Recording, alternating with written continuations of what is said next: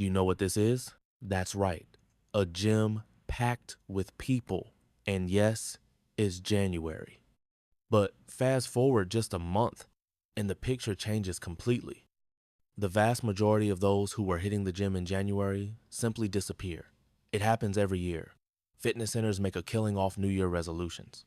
They know the influx of clients will be temporary. The truth is, almost everyone promises themselves to change their life and start exercising at the beginning of the year. But after just a couple of weeks, enthusiasm fades. Laziness turns out to be stronger than any goal. By the way, how are you doing with your New Year's resolutions? How many items on your list have you actually completed? How close are you to your dream? Well, I didn't bring this up to judge or tease anyone. I myself have a gym membership lying around somewhere that I've only used a couple of times. For a long time, I was convinced that the words I and discipline were incompatible concepts. Maybe, like me back in school, your teacher said about you, he's a capable boy, he can do anything, he's just lazy. Everywhere we turn, we hear the same motivational phrases. Follow your dreams, set a goal and achieve it. Just do it. Sure, if only it were that simple, then each of us would have become a superhero by now. This advice, just take and do it, technically applies to everyone. But in essence, it helps no one. It doesn't consider personality, individual traits, or internal barriers. Everyone already knows they need to take action. But I've always wanted to dig deeper. Why do people understand what needs to be done but still do nothing? How does the nature of desire and its realization work? Is it possible to stop forcing yourself and at least get something done? And most importantly, is there a way out of this constant battle with yourself? When you kind of want to do something, but inside it feels like something is resisting. I think this video will be the most important thing I've ever made about self-fulfillment. If someone had shown me something like this back then, I would have saved years. Years of thinking, self-reflection, and unsuccessful attempts to negotiate with myself. The catch lies precisely in the fact that the essence of desires can vary greatly. In ancient Greek, for example, there were several words to denote different types of desires. When you simply feel like using the bathroom, it's clear and straightforward. But when it comes to achieving long-term goals, the nature of desire becomes much more complex. Many people want to be free, but not everyone is ready to take responsibility. Many crave respect, but not all are willing to earn it. Many dream of wealth, but far from everyone is prepared to endure the thorny path that leads to it. The mere fact that you like the idea of a certain outcome doesn't mean you're truly ready to walk the entire path to achieve it. Something similar happens to all of us. You're lying in bed late at night and suddenly ask yourself, am I really going to die as a nobody? And immediately an unstoppable stream of thoughts begins. That's how grand plans are born. How to perfectly spend tomorrow. How to start a new productive era of your life. It's always easy to think about making a comeback. Moreover, it's even invigorating. Tomorrow I'll be awesome, you think, lying in your warm bed. At that moment, you're free from the need to do anything. All these plans don't yet require action, but bringing them to life will fall on tomorrow's version of you. And for some reason, it always seems that tomorrow's you will be different, better, stronger, more focused, but usually that's not the case. The same goes for New Year's resolutions. Every time you want to make up for lost time, to make next year your prime year. It's easy to give in to the temptation to set ambitious goals, but something important gets forgotten. The person who has to implement those goals is the same one who came up with them, not some Iron Man from a parallel universe. There's nothing wrong with wanting to radically change your life. But if you're just playing at these changes, if you enjoy imagining how cool and fun everything could turn out, you risk falling into a very dangerous trap, the trap of promise inflation. Let's say you promise yourself, starting tomorrow, you'll study programming every day, get into beat making, stop watching porn or whatever. If you keep your word and achieve results, your belief in yourself will only strengthen. I gave myself my word and I followed through. That means I'm capable of more. But if you ignore the promise without even starting or quit halfway, the opposite happens. Every time you promise yourself something and don't follow through, your word loses value. It becomes cheaper, less serious. You may reach a point where you stop believing in your own plans altogether. That's exactly how airheads are born, people who promise themselves every evening to start a new life, launch a business, bring their brilliant ideas to life, and then forget everything the next day. This is how people develop learned helplessness and get stuck in a vicious cycle. If deep down you don't believe you're capable of fulfilling your intention, then you automatically won't believe in the possibility of changing this state either. You end up trapped in constant planning without action. Well, if you truly want to achieve something, the first thing you must do is honestly admit to yourself, are you ready to go all the way to the end? Do you only like the idea of the result, or are you truly prepared to pay the price, sacrifice something, and overcome challenges? When you weigh everything realistically and soberly, you'll be left with only two choices. Either give up on the goal and stop torturing yourself with false hopes, or make a firm and final decision to start taking action. And not everyone needs to choose the second path. Many will live much happier and more peaceful lives by staying within their relative comfort zone. But if you've chosen action, it means you feel that you can't live any other way, and it's time to start changing. That said, I don't think starting is the hardest part. Starting is the most important part, but afterward, you'll face a vast number of hidden obstacles. There will be many things you'll inevitably encounter along the way, and you're not even aware of most of them. Similarly, I couldn't take action myself until I read a book called The War of Art, not to be confused with The Art of War. This book begins with a phrase that gave me hope. It goes like this: most of us have two lives, the one we live and the other the unlived life that remains inside us. And between them lies resistance. That resistance was kicking my ass from every direction, east to west and back again, 13 times in a row, and I had no idea it even existed. I searched for the enemy everywhere, but couldn't see it where it was right under my nose. I couldn't stop reading it. The author literally described everything I had been feeling this whole time. When I finished, I felt relief and inspiration. Now I knew I could win this war. It was the first and only book I wanted to reread immediately from the beginning, and that's exactly what I did. The book opened my eyes to a new perspective on how resistance works. Resistance is what arises on your path every time you want to accomplish something truly important. It's a universal term describing what Freud called the death instinct, a destructive force within humans that manifests during complex, long-term actions with delayed results. In essence, the theory of resistance is a mental concept that encapsulates this inner force into a comprehensible symbol, and thanks to this, it becomes easier to deal with. Sometimes terrible thoughts, temptations, self-destructive ideas creep into your mind, but your thoughts are not you. You are the one who decides what to do with those thoughts.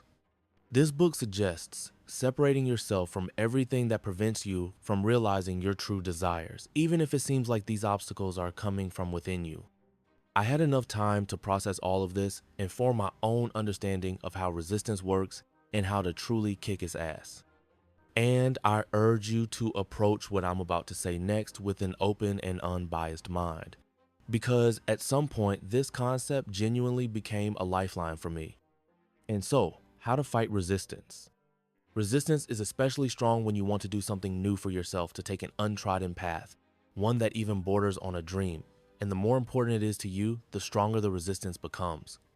You may notice that you generally manage to overcome it when it comes to things like going to work or school. But as soon as you start thinking about something bigger, starting your own business, pursuing a passion you've long dreamed of, resistance immediately wraps around you like a giant boa constrictor. The more you want something, the more important achieving the result is to you, the higher the price of potential failure. The more you want to do everything perfectly, the stronger the anxiety and fear of making mistakes. The more skills you need to master along the way, the harder and less realistic success itself begins to seem. All of this, these are manifestations of resistance.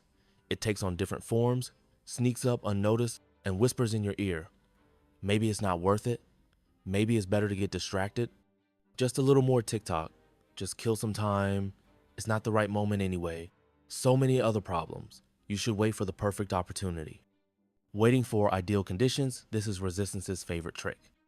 Because waiting for the perfect moment means wasting time until you realize it simply doesn't exist. And as I've already said, you're left with only two options. Either give up on the goal and stop torturing yourself with false hopes, or start doing what you can with what you have, where you are right now. If great people had known in advance the difficulties they would face, most likely, many wouldn't have even started. But mistakes can be fixed. Without taking the first step, there's nothing to fix. When you finally start acting, you break through the first line of resistance's defense, and you win that battle. But not the war. Resistance will continue to look for any loophole to undermine your drive toward your goal. A lot is said about how important it is not to give up and to overcome obstacles. But for some reason, almost no one mentions that doubts will overwhelm you. Is it really worth it? Am I just wasting my time? Is this really what I want? Do I feel like this is my calling? Am I an imposter trying to wear the mask of who I want to be? Do I even deserve this? These questions, they're part of the journey. And they too are a manifestation of resistance. If you encounter doubts, it means only one thing. You're moving in the right direction. Don't worry, you definitely won't miss your moment. If something turns out not to be your thing, you'll feel it. Until then, treat doubts as an ally. Doubt is a manifestation of fear, and fear is a good sign. It shows that you're trying to accomplish something important to you. Every fighter feels fear before a battle. Every speaker gets nervous before a presentation. Every entrepreneur worries before a big deal. So, treat doubt as part of the journey and move precisely toward what scares you, because it's there that resistance will answer you with a yes. Another trick of resistance is inflated expectations of yourself. Stories of quick success always sound louder. Came up with a brilliant scheme, woke up rich, released a track, topped the charts, filmed a video, became famous. Did something in life change forever? In short, here and there millionaire. The idea of quick results may seem tempting at first glance, but in practice, it only slows you down and keeps you stuck in place, because it implies that you can get what you want without regular hard work.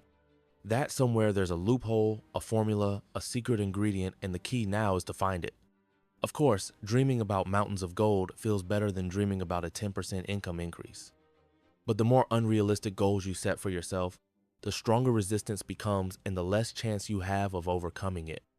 However, if you break your path into short-term goals and small tasks, you'll feel progress, and you'll achieve results faster. This doesn't mean resistance will disappear, but it will give you an advantage on the battlefield. Just don't rush to think this is the entire arsenal of resistance. It's cunning and will always find a way to adapt to you. It will use any opportunity to make you abandon what you've planned. It will do everything to stop you from doing your work. Moreover, it always disguises itself as the voice of reason. It speaks beautifully, logically, caringly. Maybe it's not worth it. Now isn't the best time. You should wait for the right moment. It will feed your ego, selling the idea that you need to chase quick results, or even that you must do everything perfectly. Supposedly, then success will come even faster, and you'll protect yourself from criticism and disapproving looks from others. We all want the fruits of our labor to look as good as possible. But perfectionism is one of the most dangerous traps of resistance. Trying to do everything perfectly right away, you'll start considering every little detail, preparing for every possible scenario, and you'll end up in the perfect conditions for mental paralysis. You'll think, I don't yet know how to do this perfectly, so it's better to postpone it. Even if you manage to squeeze the project into your perfectionist standards in case of failure, the pain will be stronger. And resistance before your next attempt will become twice as powerful. The best solution is to start acting even before you understand exactly how it will all turn out. Figure it out along the way. Allow yourself to make mistakes. Allow yourself to do things poorly so you can learn to do them well. Allow yourself not to be a professional, and over time, you'll become one. But there is one main weapon that resistance fears the most. It's your focus. I've heard this phrase more than once. If you want to achieve something, become the kind of person who can achieve it. And indeed, a huge number of people believe this is exactly how it works. They start reshaping their entire life to fit the image of a successful person. Eating right, counting calories, working out every day, reading books, going to bed and waking up at the same time, preferably at 5 a.m. You need to build the perfect morning routine, meditate, and spend the rest of your time working like a horse. When you see this, resistance rubs its hands in glee. Trying to transform into the perfect person and change every aspect of your life all at once, taking on everything simultaneously, will likely get you nowhere. Most likely, you'll fall into the domino trap. Somewhere in your perfect daily plan, something will go wrong and it'll bring everything else down with it. The most important thing is to focus on one single point. You may not be the most systematic person, not the most disciplined. Heck, you might sleep poorly, eat unhealthily, and skip exercise. You can be the laziest and least productive in everything except one thing. But if you keep coming back to your main task over and over again, doing it, completing it, moving it forward, you'll succeed. I know, you've probably heard this phrase countless times. Over time, it's even become a bit cliche. And I myself grew tired of such advice because nothing seemed to work for me either. I even pondered the nature of determinism. Is it really true that some people are destined while others aren't? That some work hard for years and still end up with nothing? How do I know I'm not one of them? In moments like these, remember, that's not your thought. It's the voice of resistance talking. If, for example, you want to drink water, you take a glass, pour the water, bring it to your mouth, and drink. Result: the water is drunk. Sure, there were probably people who tried to drink water, dropped the glass, choked, and fell onto broken glass. But you don't need to think about that. All you need to do is drink water. Focus on the sequence of actions, and if you're truly doing what needs to be done, you'll get results. Sooner or later, I promise. Sometimes you'll win victories and resistance will weaken. Other times, it'll crash down on you with such force that it'll feel impossible to withstand. But regardless of wins or losses, resistance will never retreat. There can be no truce.